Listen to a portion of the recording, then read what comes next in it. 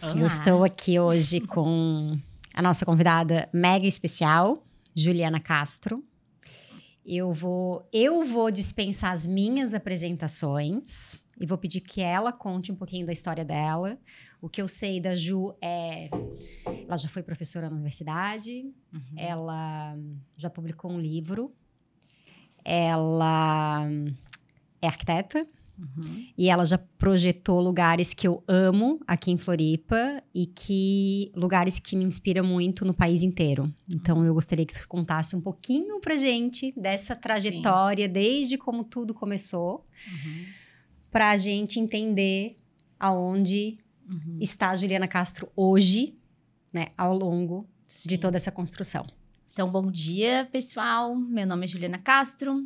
Eu sou arquiteta de formação. Eu fiz a Faculdade de Arquitetura e Urbanismo da Universidade Federal de Santa Catarina. E durante a minha faculdade de arquitetura, eu cursei biologia informalmente. Não tão informalmente, porque eu fiz todos os créditos de optativa que eu tinha como obrigatórios da Faculdade de Arquitetura. Eu cursei na biologia e na agronomia, e depois eu fui fazendo como aluno ouvinte várias outras disciplinas da biologia. Eu fiz toda a botânica da biologia, eu consegui fazer enquanto eu ainda era estudante de arquitetura. Aí foi o gancho do urbanismo. Foi o gancho do paisagismo na minha vida, porque do o que acontece? Desculpa. Eu sempre amei biologia. Quando eu estava escolhendo a minha carreira, eu tinha dúvida se eu ia fazer medicina ou arquitetura, que não tem nada a ver uma coisa com a outra, né? Só que como eu surfava muito, eu esqueci de falar que ela é surfista. Eu não estudava, não estudei o suficiente para fazer a prova de medicina, mas eu sabia que para arquitetura eu tinha mais chance de passar no vestibular. Então eu fiz assim, eu surfava todo dia, né? Então aí eu resolvi fazer arquitetura e experimentar, e eu passei para arquitetura, experimentei, adorei e fui ficando. Só que eu fiquei sentindo falta desse lado biológico, orgânico. E por isso eu fui cursar biologia e me interessei bastante, assim. Tive até vontade de mudar para biologia, mas fiquei na arquitetura. E isso me fez criar um link durante a faculdade de arquitetura com o paisagismo, com o trabalho de arquitetura paisagística, que é, na verdade, você fazer uma fusão entre cidade e natureza, que é uma coisa maravilhosa, fantástica, e compreender que nós, humanos, somos seres naturais, que construímos um habitat artificial, que são as cidades para viver. Nós somos o único bicho que transforma a natureza de uma maneira tão forte para viver. E isso me motivou muito, porque eu, com o meu trabalho e com o conhecimento que eu tive complementando a minha formação na biologia, eu pude compreender como falta natureza na concepção da arquitetura, ou a compreensão da natureza na concepção da arquitetura. Porque hoje existe muito, se fala muito em biofilia, como uma tendência da arquitetura, que a biofilia é você ser amigo da natureza. A biofilia é o que eu sempre fiz desde que eu era estudante de arquitetura, que é tentar incluir a natureza, o mundo biológico, nos nossos projetos. E assim a gente foi crescendo. O trabalho com paisagismo, ele é muito maravilhoso, porque no começo eu me apaixonei muito pela vegetação, pelas plantas, e a questão de amar as plantas faz com que a gente se fascine pelas formas, pelas cores. E no começo eu criava um paisagismo muito contemplativo, que exaltava muito as qualidades da vegetação, os jardins bonitos. Comecei trabalhando com jardins residenciais, né, na maior parte. Todo mundo começa pequeno, começa projetando lugares menores e eles vão aumentando. E o paisagismo, ele dá um ganho de escala impressionante, que a arquitetura objetual, que a gente fala, a arquitetura das edificações, é muito mais difícil você ter esse ganho de escala, porque com o paisagismo dos jardins residenciais, a gente passa muito... Eu passei muito rápido, eu me formei em 2000, em 2003 eu projetei minha primeira praça pública, foi muito rápido. Qual foi essa praça? Foi uma praça que fica atrás da Astel. Sabe qual é a praça atrás da Astel? Aquela praça atrás da Astel foi a primeira praça que eu projetei. Quando em Florianópolis, a Floripa Amanhã criou o programa Adote uma Praça. Então, a empresa Queirich nos contratou para projetar essa praça. E quem me indicou para essa empresa, para a construtora que estava adotando a praça, foi a própria Floran, a Fundação do Meio Ambiente. Porque quando a gente trabalhava com quintais residenciais, eu sempre trabalhei de forma muito responsável com o manejo da vegetação nativa de Florianópolis. Então, mesmo nos jardins residenciais, a gente sempre tem alguma supressão de vegetação para fazer, ou poda, ou inserção de coisas, e eu sempre fiz isso de maneira respeitosa com a nossa vegetação local, pelo meu conhecimento da biologia, né? Então, quando você projetou a sua primeira praça, pelo que eu tô entendendo, já não era mais apenas a Juliana Castro fazendo um projeto. Já era uma equipe, já era um escritório, já era a J8. Como foi esse movimento? O nosso escritório, ele nasceu pequeno, mas eu sempre fui empresa. Desde que eu me formei. Desde o primeiro dia. Eu sempre tive uma empresa... uma sociedade civil, uma empresa, uma limitada, né? Porque o meu pai era engenheiro e ele formou uma empresa para ele dar consultoria e ele precisava ter um sócio, daí ele me colocou de sócia dele. Então, essa primeira empresa eu era sócia do meu pai e durante esse tempo meu escritório era na casa da minha mãe e a gente tinha umas 3 pessoas, tinha eu e 2 estagiários trabalhando comigo. Em 2004, a Clarice, minha irmã, veio... Ela estava em Boston trabalhando numa empresa que trabalhava com governo eletrônico, uma coisa bem arrojada para a época. Ela trabalhava dentro de Harvard, dentro do campus de Harvard. E aí ela veio... Eles voltaram para o Brasil por saudade e tal, e ela veio trabalhar comigo, acabou vindo trabalhar comigo. E dali nasceu a J8, foi mais ou menos em 2004... que eu e a minha irmã nos juntamos e a nossa empresa começou na configuração que ela tem hoje, assim, que tem um braço de engenharia, que a minha irmã é engenheira, e tenho eu que coordeno a criação dos projetos, e a Clarice administra a nossa empresa e cuida da parte executiva, vamos dizer assim, né? E é uma combinação muito boa pela nossa relação de confiança e pela nossa complementariedade de formação, acho que sempre funcionou super bem. Nossa empresa agora já tem 20 anos, né? Eu ia falar, é justo o que eu ia falar. Isso. Gente, são 20 anos. São 20 anos. E eu acho que um arquiteto... A gente projetou a nossa primeira praça, então, em 2003, eu projetei. Depois foram vindo outras. Quando eu olho para aquela praça, até a praça... Várias outras, assim, que a gente projetou no começo, elas ainda eram jardins contemplativos. E com o passar do tempo... Quando eu fui fazer o mestrado, aí eu dei aula, fiquei 10 anos dando aula, depois que eu fiz mestrado. Você fez mestrado na área de arquitetura? Eu fiz mestrado na engenharia de produção. Ok. Eu sou mestre engenheira. Vai vendo onde a gente vai chegar. E depois eu comecei a cursar o doutorado anos depois. Em 2016 eu comecei a cursar o doutorado na UFSC de novo, mas eu não terminei meu doutorado, porque eu tive... coisas pessoais que não consegui conciliar. Eu fiz todas as disciplinas, escrevi uma parte da minha tese, mas aí eu fiquei pensando, para que isso, né? Não preciso fazer tanta coisa ao mesmo tempo. E daí o escritório era em 2020, 2016, era quando eu comecei em 2016 e que eu resolvi parar em 2019, mais ou menos, o doutorado. O nosso escritório já estava um tamanho muito grande, a gente estava fazendo aeroporto. Entendeu? Então, não Conta pra gente como foi fazer esse aeroporto maravilhoso que mudou a cara de Floripa, né? Sim. Eu lembro que Floripa sempre foi um lugar que impressionava as pessoas que chegavam aqui pela primeira vez. E fazia elas ir embora com essa questão, tipo, como que um lugar tão incrível tem um aeroporto tão assim, pequeno e sem estrutura para comportar tudo que a gente tem de potencial, né? Sim. Como foi essa transição? Como foi vocês pararem no aeroporto? Sim, a gente chegou no aeroporto na fase final dele. O nosso aeroporto ele foi concebido num projeto de um concurso público por um escritório de São Paulo que é muito competente, que é o Bizelli Catiborian.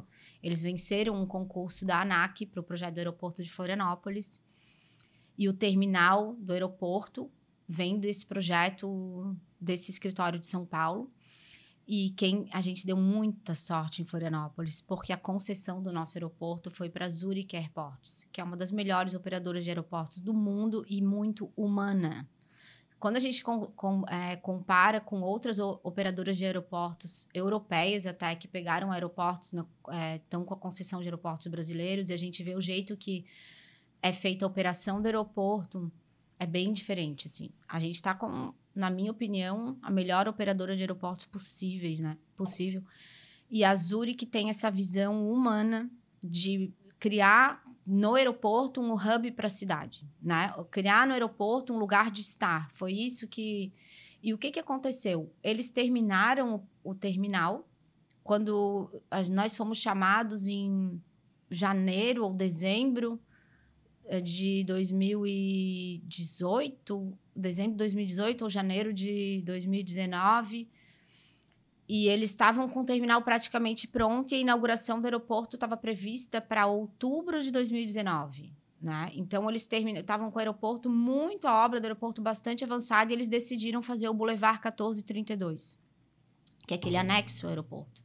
Foi aí que a gente entrou. Eles nos contrataram para fazer o look and feel e terminar o projeto de arquitetura do Boulevard, que ele já tinha vindo concebido num master plan da Biselli Chateaubriand, e a gente criou, a gente colocou os acabamentos, nós projetamos aquela cobertura grandona de madeira, que é tão bonita, né? Aquele espaço que entra aquela luz natural, e eles procuraram um escritório local para fazer, porque eles queriam que o aeroporto tivesse a identidade de Florianópolis. E eles nos procuraram porque eles iam comer no Multi, eles iam almoçar no Multi. E eles gostavam da ambiência do Multi, do térreo do Multi. Ou seja, a galera de Floripa, o Multi também foi dela. O Multi, nós fizemos o térreo do Multi. O prédio do Multi é do Robson Nascimento, que é um arquiteto aqui de Floripa, e nós fizemos a ambientação de todo o térreo. Nós criamos aqueles pergolados, colocamos o forro de madeira, colocamos a vegetação, a mobília, a luz, tudo. Então, a ambientação do Multi foi o que nos conectou com o aeroporto, né? E aí a gente levou a identidade, pensando que ele seria a porta de entrada da nossa cidade. E a ideia é que Florianópolis é uma cidade que está muito ligada à tecnologia, né? A indústria de tecnologia que é a mais forte, e é uma das mais fortes do Brasil, se não a mais forte. E a gente quis transmitir isso, mas nós somos uma cidade de praia e natureza. Então, os elementos que nós escolhemos para colocar na arquitetura do Boulevard, que é a nossa porta de entrada, o prédio é preto, ele tem aço, então ele tem uma coisa de contemporaneidade ligada à materialidade do edifício, transmite essa contemporaneidade da cidade, mas, ao mesmo tempo, nós trouxemos madeira natural, o nosso piso que parece areia da praia, e enchemos ele de árvore por dentro, né? Então, as árvores da Mata Atlântica estão ali recebendo as pessoas. Então, a ideia, a concepção arquitetônica é trazer um pouco da nossa cidade para quem chega e para quem sai. E o nosso escritório tem uma frase, né, que nos define. Sabe quando você gosta de um lugar e não sabe por quê? É isso que nós fazemos. Porque hoje nós não fazemos mais só paisagismo, nem arquitetura ou urbanismo. Nós fazemos lugares de uso público. Lugares para receber as pessoas, para ativação da vida e para que a gente consiga melhorar as cidades no cotidiano das pessoas. Então, o foco da J8 hoje são esses espaços de uso público. Isso. São espaços de uso público. Por exemplo, o Passeio Primavera, ele não é um espaço público. O Passeio Primavera foi ela que fez também. O Passeio Primavera, todos os passeios que a gente fez, eles são resultado do trabalho de várias equipes. Claro. Assim é o Primavera também, né? Mas nós estamos lá, nosso escritório fica lá dentro. E eu quero dizer um exemplo assim, o Passeio Primavera, que muita gente pode conhecer, ele não é um espaço público, ele é um lote privado. Ele está dentro de uma propriedade privada, mas ele tem uso público. Qualquer um entra ali, senta e curte, não é? Então, o que a gente faz são esses espaços de uso público que não importa de quem é a propriedade. Pode ser uma praça pública, como a pracinha na frente do shopping nova que a gente fez. Como que é a foi praça pra ti do fazer Forte São essa Luís. praça? Essa Pra uma é- manezinha. Isso deve ter sido algo muito emocionante, né? E Essa você ganhou um foi. prêmio internacional, tem uma história toda Sim. por trás dessa praça, né? Sim, sim. Essa Conta pra praça gente foi um pouquinho sucesso. Essa praça foi uma gestação de 9 anos entre o dia que ela foi projetada e a inauguração dela. Foi uma coisa, assim, muito longa, por entraves de aprovação e etc. Só para nossa audiência entender, a gente está falando da pracinha que tem em frente ao Shopping Beira-Mar, Isso, ao lado do Majestic. isso. Em frente ao Majestic também. É, uma das esquinas mais... É. A esquina da Beira-Mar com a Mauro Ramos, né?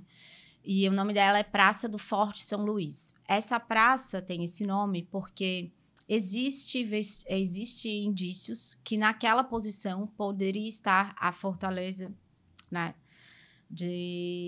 O Forte de São Luís. Mas foi feito um estudo arqueológico que aponta que não necessariamente ali, se acredita que ela pode estar ali até a Praça Celso Ramos. É naquela região, né? E por conta dessa condição, a praça levou bastante tempo para tramitar a aprovação dela. Gostariam de ter feito uma escavação profunda, mas foi feita uma sondagem com o sonar, foi feita uma escavação pontual. Inclusive, o arqueólogo que trabalhou nessa escavação pontual, depois ele trabalhou lá no escritório em outras coisas, se achou... Ele disse que realmente não... Ele explicou tudo pra gente em detalhes enquanto ele estava trabalhando no escritório. Realmente não haviam vestígios de que ali era o forte. E aí a gente conseguiu aprovar o projeto da praça, que é um terreno baldio há muitos anos. Esse terreno ali era inicialmente de propriedade do Exército, e conseguiu-se transferir ele para a Prefeitura de Florianópolis, num processo político bem longo também. Mas, assim, a minha história com essa praça é o seguinte: o shopping ia adotar a praça, e a gente tem o Valtinho Queirich, que é o nosso cliente da Queirich, da Voa, do shopping. Eles têm a política de adoção de praças públicas há muitos anos, tanto que a nossa primeira foi com eles em 2003, e depois nós fizemos várias juntos, né? São muitas, são dezenas. E ele falou para mim, eu fiz um primeiro projeto, eu apresentei para ele assim, eu gostei do projeto, tá bem legal. Aí ele olhou para mim assim, mas esse é o melhor projeto que tu pode fazer para aquela praça? Porque assim, eu não vou falar nada, tu faz o projeto, tá muito legal, mas eu quero que tu faça o projeto mais bonito que tu fez na tua vida. Eu quero que tu faça... Ai, que desafio. E daí eu sonhei com aquela praça. Eu sonhei comigo andando naquela bola redonda ali. Eu sonhei que eu ia andando e tinha um círculo no meio e que ele ia e que ele levemente cavava o chão, porque eu tava com aquilo de ter um vestígio enterrado, entende? A gente fez uma praça que não encostava naquele vestígio, porque o arqueólogo do IFAM falou pra gente que ele não via nenhum problema em executar a praça, desde que não se mexesse nos vestígios, entende? Que eles ficassem lá, se houvessem vestígios. Então, eu fiquei com aquela coisa da profundidade da praça muito forte, assim. E eu sonhei com aquela forma. Cheguei no escritório e falei, galera, vamos modelar isso, vamos lá, vamos fazer e tal. E foi um processo muito longo dali, até ela ser executada foram 9 anos. Então, foi muito emocionante, assim, no dia que aquele sonho estava lá realmente real, com um monte de gente brincando, assim. Foi muito lindo, sabe? E que aquela esquina já não era mais um tapume, um terreno baldio. Não era mais um terreno baldio. E eu acho que ela tá numa posição muito feliz, aquela praça, porque a gente faz coisas lindas em vários lugares privados, mas aquela praça, ela tá na esquina da Beira-Mar, mas é com a Mauro Ramos também. E a Mauro Ramos é a via que conecta a Baía Sul e a Baía Norte. E ela passa pelo maciço do Morro da Cruz, onde estão as nossas comunidades mais carentes do centro. Então, aquela praça foi feita para aquelas crianças. Aquela praça não foi feita para as pessoas que têm uma baita infraestrutura dentro dos seus ambientes privados, dos seus condomínios, da sua casa. Aquela praça foi feita para as pessoas sentarem ali, curtirem. E quando você olha, eu tenho inúmeros vídeos assim das crianças brincando. Todas as crianças brincando, entende? Todas as crianças brincando. Então, não é essa criança, eu quero um monte de criança brincando, de vários lugares diferentes da cidade, curtindo. Então, a ideia daquela praça foi muito democratizar um espaço público de alta qualidade. Foi a praça mais cara por metro quadrado que a gente já executou, porque ela tem muita água, ela tem mobiliário muito bom. Então, o pavimento dela é para sempre, né? Para sempre é muito longo, mas é extremamente bom, durável. Então, ela tem alta qualidade de... Foi muito lindo, assim. E quem executou ela no fim foi a Habitasul, porque o shopping se retirou no momento que estava esse entrave. Cansaram. Foram 9 anos ali esperando para executar a praça. Daí vem mais uma chatice e tal. Daí cansaram, porque eles estavam dando, né? Os 2.800.000 reais que era para fazer a praça, eles estavam dando. Eles... Não, vamos fazer outro lugar.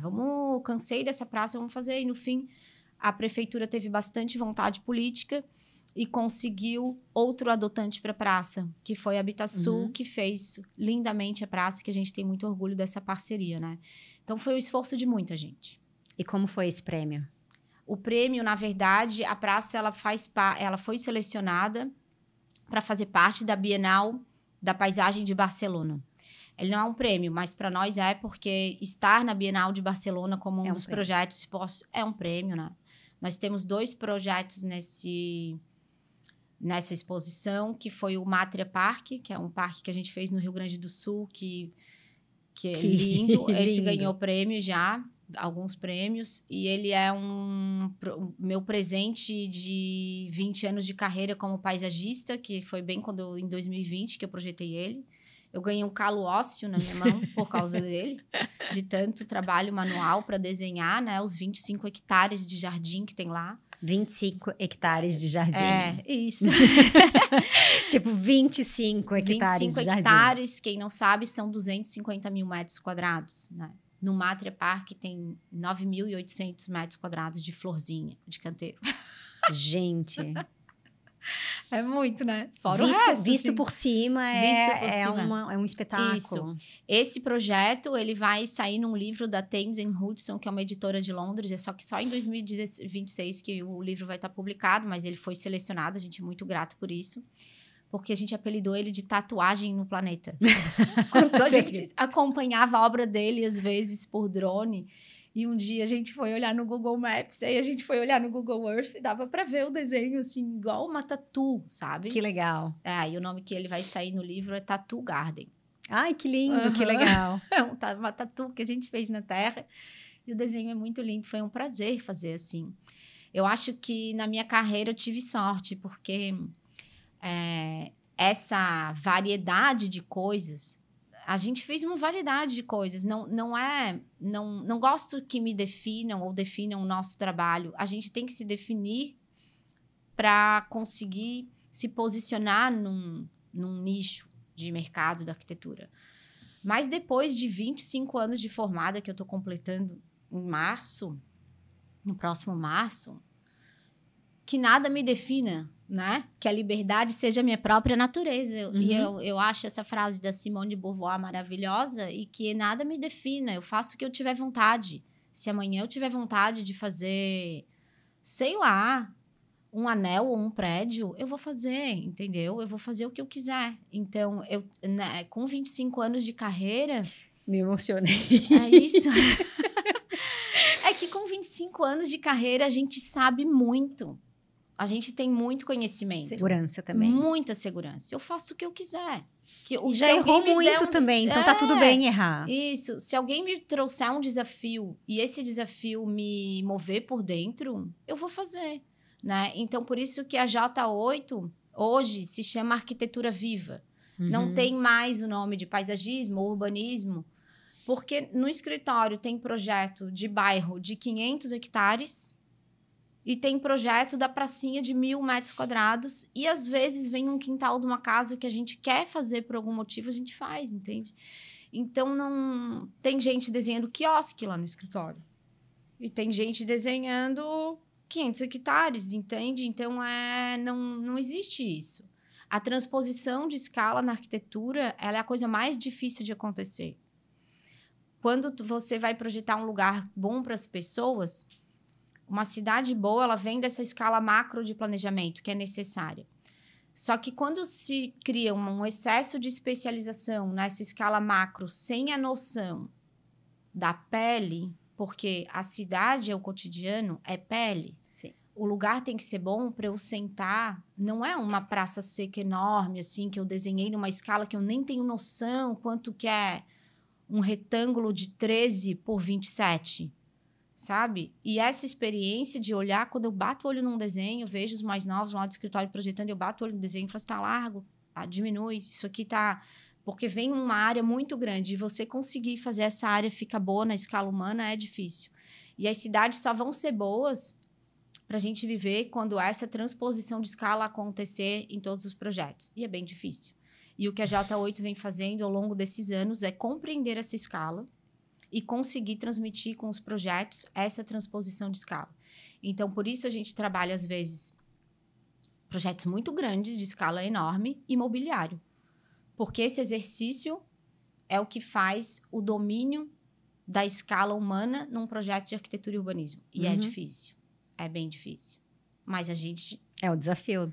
Tem que fazer e o nosso escritório, com tanto tempo, tantas oportunidades boas que nós tivemos, eu acho que a gente está num momento que vem acertando essa transposição de escala, assim, né?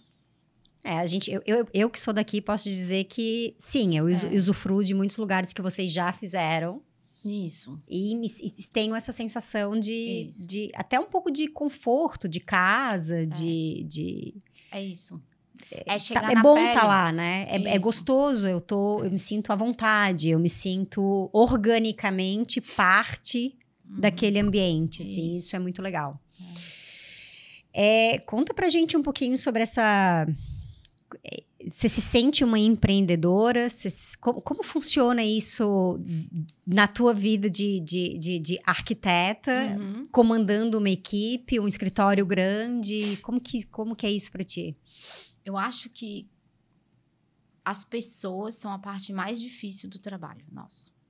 De qualquer negócio. Isso. Então, o maior desafio é formar uma equipe, instrumentar essa equipe. Como eu disse, nosso escritório não tem um rótulo. Então, quando chega um profissional na nossa equipe, ele não tem... Raramente, ele vai ter domínio de todos os temas que a gente faz. De todas as coisas que a gente faz. Então, a gente vai treinando a equipe, é bem difícil, assim. E como a gente já tem muito tempo... o que se espera como resultado do nosso trabalho é sempre de um nível alto. Então, a gente tem que conseguir levar as pessoas, né? Porque eu acho que trabalhar coletivamente é mais legal. Eu tenho muita facilidade de projetual por conta do tempo que eu trabalho e porque eu sempre tive, na verdade. Desde que eu era estudante, eu desenho, eu com muita facilidade, eu tenho bastante destreza, assim.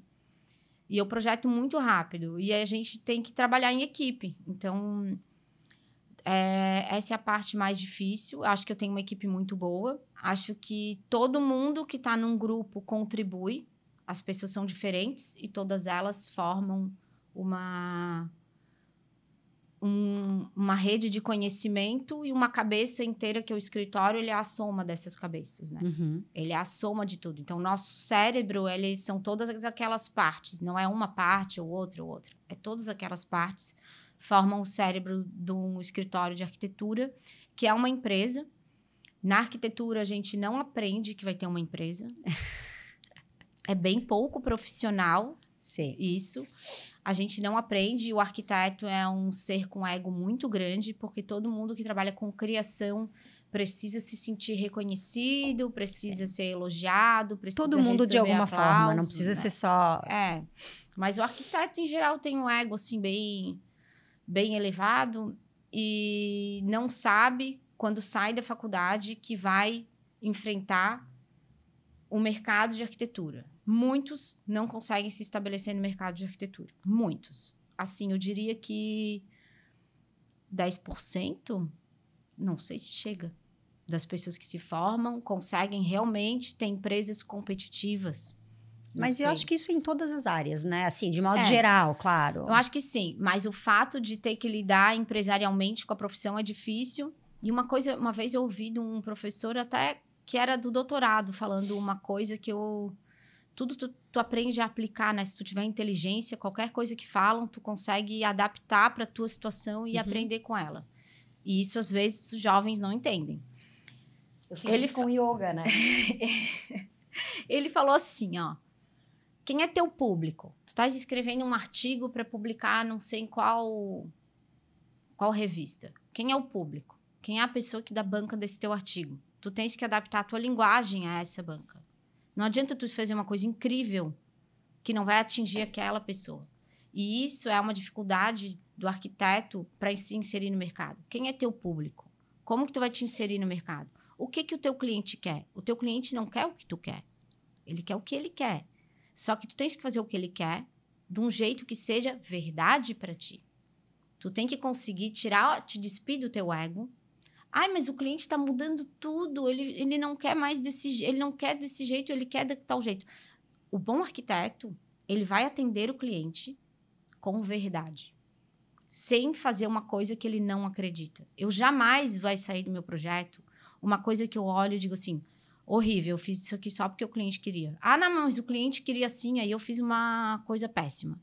Não, isso não vou fazer. Ele quer assim? Se fosse para mim, eu faria diferente? Faria. Se ele precisa disso, eu vou fazer isso de um jeito que seja verdade, né? E como a gente trabalha com espaços públicos aqui no escritório e de uso público, o que a gente faz? O que o cliente quer nessa hora, né? Mas assim, eu tenho muita sorte com os meus clientes. Eles são muito bons e a maior parte dos que fazem os projetos de uso público, eles realmente querem beneficiar as pessoas. Eles realmente querem dar algo e deixar um legado. Ou eles querem o mesmo prazer que a gente tem de ir lá na praça e ver a criançada brincando, ver as pessoas sentadas ali, curtindo e praticando esporte. Então, eles querem. E o que a gente faz? A gente tenta pegar esse dinheiro todo que vai ser investido e ver como que a gente maximiza esse recurso que a gente tem para criar um impacto positivo na vida da maior quantidade de gente possível. Uhum. Então, esse é o nosso objetivo. O nosso objetivo é sempre colocar o melhor que a gente pode dentro do que a gente tem. Ah, mas o cliente deveria fazer isso, deveria fazer tal coisa. Não, ele não é obrigado a fazer nada. Ele não é obrigado a fazer. A gente vai fazer o que a gente tem que fazer do melhor jeito possível, né? Então, não é nunca o que a gente quer. É o que as pessoas precisam, entende? E eu acho que isso é uma dificuldade, assim. Sim, sim. Eu vejo que uma das maiores dificuldades das pessoas em empreender, mesmo como microempreendedor individual, é entender que a satisfação não é só dela, é do cliente primeiro, né? Então, assim, eu acho que eu vejo isso acontecer especialmente na minha área, por exemplo, né? A pessoa não entende que ela precisa conquistar o cliente, entender conquistar essa relação de entendimento, não é conquistar na compra, é conquistar essa relação de entendimento sobre a necessidade de um e de outro e encontrar um eixo que vai, na verdade, escalar a partir daí, né? As pessoas não conseguem perceber isso. Sim. É sempre o que me satisfaz, não necessariamente é o que vai te satisfazer, e não existe um meio do caminho, né? Eu acho que a maior dificuldade em empreender, entender, é que o coração tá no cliente, né? E assim como no teu negócio, existe um cliente coletivo no nosso, né? Então, do mesmo jeito que a gente tem um recurso de uma pessoa, uma empresa que vai pagar a conta... Mas não é ela que vai usufruir a gente sozinha, tem o nosso né? cliente, que é o usuário do lugar, né? Que são todas as pessoas. Então, às vezes, tu vê assim, mas eu tô fazendo aqui uma escada linda e não sei o quê. Mas você já pensou como que uma pessoa numa cadeira de roda vai acessar isso aqui? Como que as pessoas mais velhas vão usar esse espaço? Você já pensou nisso? Entendeu? Então, todo mundo é esse cliente, essa pessoa final, que é esse cliente coletivo, que é como é no teu negócio de yoga. Tem um cliente coletivo, tem uma comunidade para ser atendida, né? Então, é difícil, mas é bom também, porque quanto mais gente tu atinge com o teu trabalho, mais Maior legal, impacto, maior sim. impacto, é mais legal, né? É mais legal. É, A gente gosta de agito mesmo, né? isso, é isso. Tá, Ju, e me conta no meio dessa história toda, Alma em Movimento. Esse nome é maravilhoso. A ideia do balanço é maravilhosa. Você já falou sobre o mobiliário, você já falou sobre essas pessoas que circulam e se conectam. E eu queria que você contasse um pouquinho sobre o que é esse projeto. Alma em Movimento foi uma coisa que eu me dei o direito, assim, sabe? Porque eu trabalho arquitetura, como tu falou, e virar uma empresa, mas a arquitetura sempre veio para mim, falou mais alto eu ficar arquiteta pelo meu lado criativo. Eu sou uma pessoa criativa. Eu sou uma artista por dentro. Eu trabalho como arquiteta, mas eu também tenho ímpetos de criatividade e de uma criatividade que não necessariamente seja funcional, né? Porque nos projetos de arquitetura eles têm que ter uma função, eles têm que responder uma série de coisas.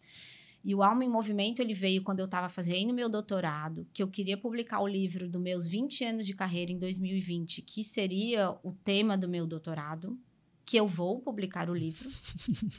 Alguns anos depois, vai ser 5 anos depois, mas eu precisei desse tempo. E não vai ser de doutorado, daí vai ser só o livro mesmo, mas eu queria fazer um livro dos meus 20 anos de carreira. Então, eu peguei o Alma em Movimento. Ele é o resultado de várias experiências que eu tive com balanços ao longo da minha vida. Eu sou aficionada por balançar. E isso vem também do meu trabalho e da minha infância e de quando eu tive a minha filha Isabel. E eu ia na Praça da Lagoa com ela ali, num sábado de manhã, no dia da feira. E a Isabel balançava no balanço. E eu queria balançar, mas não pode, porque é só até 12 anos.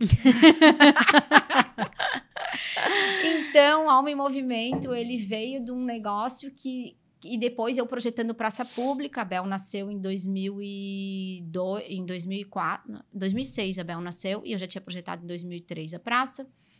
Desde 2003 eu projetava a praça, e a Bel nasceu em 2006. E depois que ela nasceu, que eu fiquei indo com ela, eu disse, mas por que nossas praças não podem adulto brincar? Porque adulto também brinca. Adulto também brinca. A gente tem visto isso muito bem no aeroporto, né? Pois é. As pessoas balançando. As pessoas têm que ter o de todas as direito de idades. brincar. E não pode, o espaço público, então, veio disso também.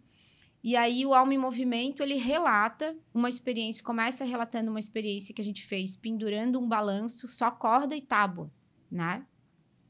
Uma coisa muito simples. Eu peguei 10 pedaços de madeira, ou 15, não me lembro mais. E o meu marido fez os furos para mim. A gente montou uns balanços de corda.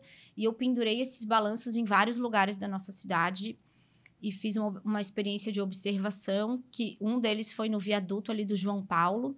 Onde a gente ia fazer uma praça nova. E a gente pendurou ele na árvore e no viaduto. Que era do lado do ponto de ônibus.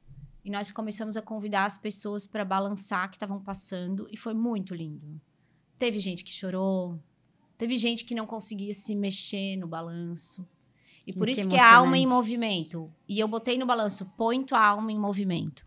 Porque o balanço, ele mexe com essa questão da gravidade, esse movimento do corpo. E ele conecta a gente com um monte de coisa. Essa questão de mover o corpo. Porque... vem da experiência de quando tu era pequeno, de tu te conectar de volta, é uma volta no tempo. As pessoas que balançaram, elas voltaram no tempo. Elas riam, elas choravam. Foi lindo isso, foi lindo. E depois disso, eu pendurei no Monte Serra, no Morro da Caixa, onde depois a gente fez uma praça, mas antes de fazer a praça, eu pendurei o balanço, eu pendurei lá na Lagoa, eu pendurei em vários lugares da cidade, e fui vendo as diferentes reações das pessoas. Foi uma pesquisa. Foi um trabalho de pesquisa. E que depois eu projetei o balanço tempo, que é um balanço em forma de ampulheta. Porque disso, todo mundo que fala assim, tá uma delícia balançar, mas eu tenho que trabalhar, eu não tenho tempo. Ai, que loucura. Todo mundo, porque as pessoas queriam E aí, outras pessoas falaram assim, mas que coisa boa, isso aqui é um tempinho que a gente se conecta. Muita gente que balançou falou do tempo. Ou de que voltou no tempo, ou que não tinha tempo, ou que teve um momento, que é um pedaço de tempo, que foi bom, né? Então, eu projetei o balanço tempo, que é um balanço em forma de ampulheta, com um pêndulo bem grande. Esse balanço suporta 600 quilos, então as pessoas podem balançar sozinhas ou em grupo. E ele é para adulto também. Adulto também brinca, e aí eu pensando que eu também queria balançar quando a minha filha era pequena, então os pais e os filhos podem subir no balanço, balançar todo mundo junto, não precisa olhar a criança brincar. Por que tu não pode brincar, né? E depois disso, a gente projetou uma coleção de brinquedos grande, com escorregas para todo mundo. São 25 brinquedos que estão em linha, alguns deles gira-gira, alguns deles estão em linha para uma empresa que chama Metalco, que é uma empresa italiana que tem uma sede no Brasil. Eles estão no Matria Park, acho que tem 4 brinquedos diferentes no Matria. E teve o Ninho Ovo, e o Alma em Movimento foi contar essa história, e daí eu contei um pouco da história de como eu cheguei até onde eu tô, e por que eu fiz isso, eu misturei a botânica. Foi bem gostoso, assim. Foi um livro que eu me dei o luxo de fazer. Você fez ele em quanto tempo? Olha... Foi um projeto longo? Não, foi bem rápido. Foi rápido? Até porque eu fui bem esperta para fazer o livro, porque eu desenho muito rápido, e eu tinha muitos desenhos de como eu queria contar uma história da minha carreira, de como eu virei arquiteta também através dos balanços. Eu usei meus desenhos antigos e eu desenhei os balanços da minha vida. Aqueles desenhos que tem no livro foi tu que fez? Todos são meus, todos os desenhos que estão no livro são meus. E eu desenhei todos os balanços das minhas casas, sempre tiveram balanço. As casas dos meus pais e as minhas. E aí eu desenhei todos os balanços da minha infância. E eu fiz uns desenhos do vento, porque eu acho que o vento mistura do ar, da praia. E o meu livro, para te falar a verdade, eu acho que se a pessoa parar e ler rápido, ela vai ler em meia hora. Ele tem 100 e poucas páginas e eu acho que tem 40 escritas. Então, foi muito rápido. E eu escrevo rápido também. Eu juntei coisas que eu já tinha escrito, coisas que eu escrevi. Eu acho que eu escrevi meu livro em 1 mês. Que legal. Aí eu convidei a Camila Nunes, que é uma curadora de arte, para organizar o livro. Aí ela organizou o livro, ela mudou a ordem do texto. O texto começava do começo da minha carreira e ele foi para o final. E ela começou contando da experiência ela começou com o texto que eu contava da experiência dos balanços. E aí ela mudou a ordem do livro, que ficou muito melhor, eu acho. E posicionou os desenhos dentro do livro. Eu dei para ela um maço de desenhos e ela organizou o livro. E ele é um livro meio artístico, assim. É uma expressão. Ele é lindo. É uma expressão. Acho que ele é simples, Todo mundo me fala que gosta, assim. Quem não gosta, não fala também. Ou não leu, né? Ou não leu, ou não gostou. Ele, no mínimo, é um livro bonito.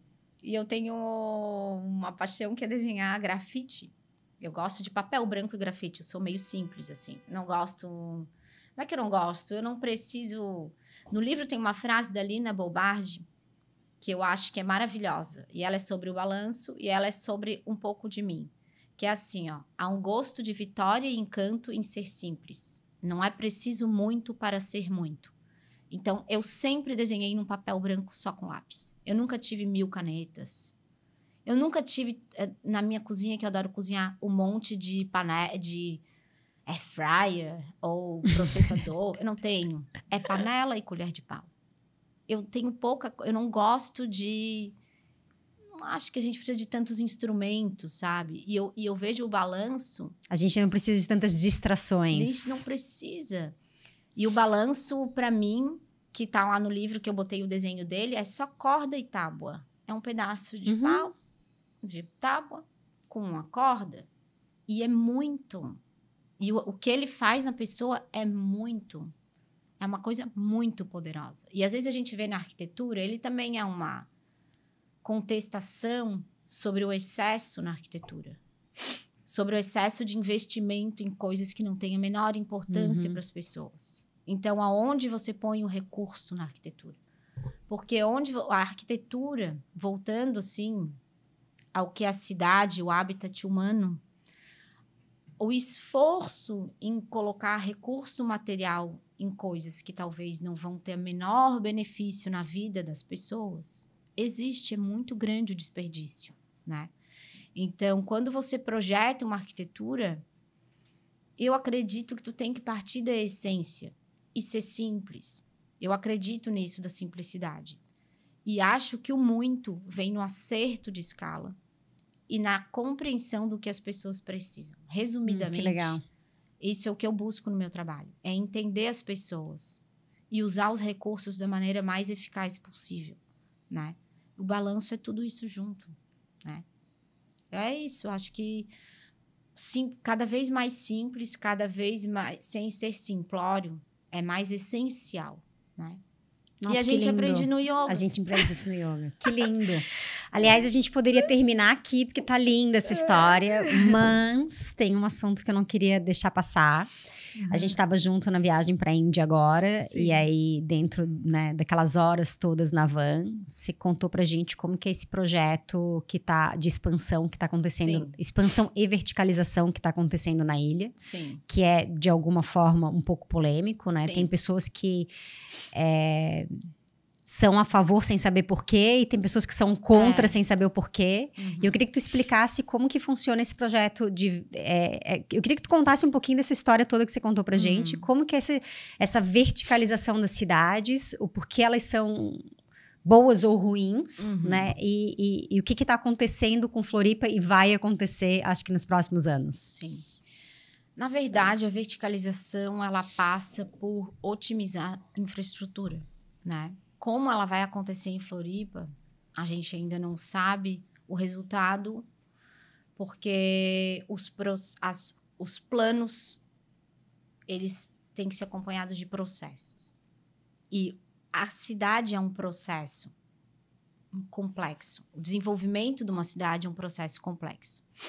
O que se sabe no urbanismo, que é o urbanismo contemporâneo tem a plena noção que trabalhar com cidades de baixa densidade não é eficiente. A ocupação do território esparsa, que se chama espraiamento urbano, tu começar a pulverizar coisas com baixa densidade, não é eficiente, não é sustentável, porque você tem que levar infra para pontas e isso custa caro, a conta da cidade não fecha e não se paga. As melhores cidades do mundo são densas, mas tem uma medida essa densidade. Ela tem Barcelona é uma das cidades mais densas do mundo. Todo mundo adora. Acha super gostoso, eficiente, tudo funciona. E ela é uma cidade... Por ser densa, as coisas funcionam com mais eficácia, né? A conta que a cidade custa é menor. Por exemplo, a Florianópolis é uma ilha um pouco comprida. Esqueci agora, acho que ela tem 44 quilômetros de comprimento. E a gente tem uma porção central, que é onde está a nossa maior densidade, e ela está se expandindo para o continente, a nossa densidade. O núcleo geográfico de Florianópolis não é mais o centro dentro da ilha, já é o continente, em termos de densidade. E custa muito caro para Florianópolis levar infra lá para as pontas. Então, na verdade, as nossas bordas não deveriam ser ocupadas. E o nosso núcleo central precisa ser densificado, porque a nossa cidade é uma das cidades que mais cresce no Brasil. E isso não há como frear. Não tem como frear. E nem o crescimento frear, urbano, né? Não tem como ser freado. As pessoas vão crescer para algum lugar, entende? Então, fica um pouco estranho você falar assim, não quero que mais ninguém entre na ilha, quando, na verdade, você entrou, né? Você entrou na ilha. Não necessariamente nem nasceu na ilha, mas mesmo para quem nasceu, eu nasci na ilha. Só que eu não vou falar para fechar a ponte e ninguém entra mais na minha ilha. Até que eu poderia, porque eu sou bem manezinha, né? Fui criada no Pântano do Sul, então eu poderia não querer que ninguém entrasse mais na minha ilha. E essa verticalização... Você é Figueira ou Avaí, Ju? Eu sou Avaí. Eu sou Figueira? Eu sou da Rua do Canto, nega. Eu sou Avaí. Mas eu não sou muito de futebol, mas sou Avaí. Mas, assim... O que vai acontecer? Existe no plano diretor novo a proposta de verticalização das áreas que têm mais infraestrutura. Teoricamente, o plano diretor está certo, porque verticalizar as áreas providas de infraestrutura é mais inteligente do que liberar a ocupação das pontas. Esse processo, ele é complexo, ele exige que se coloque maior infraestrutura. Nossa cidade sem bom transporte público não vai ter solução. Acho que os desafios são bem grandes. A verticalização dos eixos da beira-mar, da SC401, das vias com mais infra, ela faz sentido, entende? O adensamento das áreas com mais infraestrutura faz todo o sentido. Então, essa verticalização, de alguma forma, ela já vem acontecendo, né? A gente vê, por exemplo, a ocupação da própria SC. Num todo. Isso, mas ela vai ficar mais alta. Sim, mas isso já está acontecendo, né? O que não pode, por exemplo, é encher de condomínio com uma casa, várias casinhas, assim. Que não pode isso, assim. Ocupar todo o território com baixa densidade. Que é algo também que vem acontecendo. Isso. Então, o melhor é ter núcleos densos, servidos de todo tipo de infraestrutura. Trabalhar com centralidades completas. Por conta da topografia, forma da nossa ilha, a gente tem núcleos, porque a natureza não nos permite fazer uma ocupação inteira. Ainda como bem. É São Paulo, Curitiba, que tu vê uma massa maior. Então, Florianópolis tem o núcleo da Lagoa, tem o centro, tem ali a região do Santa Mônica, aí tem o Campeche, tem os ingleses, tem as praias todas, Jurerê, tarana. Então, o Santo Antônio. Tem vários núcleos se formados já. Só que nem sempre esses núcleos têm infraestrutura suficiente para a pessoa viver uma vida completa no seu núcleo, na sua centralidade. Então, a ideia do plano diretor é fortalecimento de núcleos. Então, para você, quanto mais você prover infraestrutura urbana com seu empreendimento privado, por exemplo, vou dar um exemplo do bairro João Paulo. Uhum. O bairro João Paulo é um bairro em linha, tem uma via e um monte daqueles empreendimentos que foi feito alguns anos atrás, sei lá, 10, 15 anos atrás, vários deles têm uma contenção, um muro de contenção, e depois, virado para a rua, tem um paredão. Não tem comércio. Então, ele não tem uma rua com vida urbana. As pessoas se locomovem de carro no bairro João Paulo. A ideia do plano diretor é que você tenha fachada ativa, que você tenha sempre comércio, infraestrutura virada para a rua, para que seja mais interessante caminhar a pé, né? E que você consiga instrumentar. Vai ter uma expansão do bairro Jurerê. É obrigado a colocar lá. Para poder verticalizar, o plano diz que você tem que ter escola, hospital, claro, lugar para empresas, lugar para habitação social. Então, você precisa criar centralidades para poder verticalizar. Como que vai ser o processo, eu não sei. Na teoria, está certo verticalizar e adensar e prover infraestrutura nos núcleos. Isso está correto, né? Então, vai acontecer. Vai acontecer, eu espero que aconteça de uma maneira responsável e eu espero que, de verdade, se preserve as áreas naturais da nossa cidade, que essa verticalização consiga criar a proteção de áreas que não devem ser ocupadas, que na teoria é isso. E tu se sente positiva com relação a esse plano e esse projeto e tudo isso que está acontecendo? Eu me sinto positiva com uma compreensão melhor do que é o urbanismo. Uhum. Porque não estava entendido isso. Acho que a nossa legislação era muito ruim, não sei se ela tá boa, porque eu acho que talvez tenha muitos incentivos, né? Eu não sei como é que vai ficar na prática.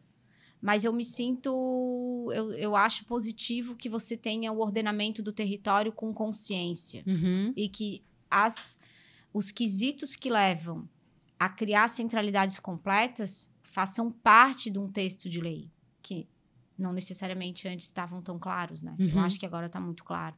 A rede de espaço público, eu acho que tem vários movimentos positivos nesse sentido. Agora, se ficar muito denso, muito vertical, não denso, né? Aí eu não sei, tem... Tem muitas variáveis. Eu não sou contra a verticalização, sinceramente, não sou. Mas eu acho que se a verticalização, ela vem... junto com a preservação do meio ambiente, acho que é positivo. E com a infraestrutura. Porque, olha só, o sul da ilha tem 6% de esgoto, lá não pode construir. Não pode, não tem que poder. Entende? Como que vai? E Um a lugar área tem que tá mais se 6% de esgoto. densificando na ilha, né? O sul da ilha não, Não tanto. Não tanto. O sul da ilha que eu digo é depois do Morro das Pedras, né? Ah, tá. Não é o Campeche. O Campeche é uma área que tá bem forte também. Não sei quantos % tem de esgoto no Campeche. O que acontece, assim, é que eu tenho uma casinha bem pequenininha na Solidão. E para eu reformar a minha casinha, que é de uma família só, eu fiz uma estação de tratamento de esgoto que parece que eu vou ter um hotel. Mas tá certo. Claro. Porque eu não posso poluir o lençol freático, né? Então, e antes a pessoa não fazia nada, fazia uma fossa simples e tal. Não pode mais isso, né? Então, eu acho que o que a nossa cidade mais precisa para entender e lutar por é o saneamento. O saneamento. E a infra de mobilidade. E não ficar lutando contra a verticalização o e o desenvolvimento. Eu acho que a gente tem que lutar para que haja o desenvolvimento da cidade, porque ele vai acontecer ordenado ou desordenado, mas a gente tem que gritar por saneamento. Eu acho que é o mais importante, assim, esses desastres que acontecem lá do Rio do Brás, que poluiu todo o mar, né? Sim. Essas coisas não podem acontecer. Isso não pode acontecer. Então tá, Ju. Obrigada. Muito querida. obrigada. Eu acho que precisava de mais uns 3 episódios pra gente falar sobre tudo. Mas você volta. Em um outro momento você volta. Tá bom. Obrigada, foi um prazer te ter com a gente. Obrigada.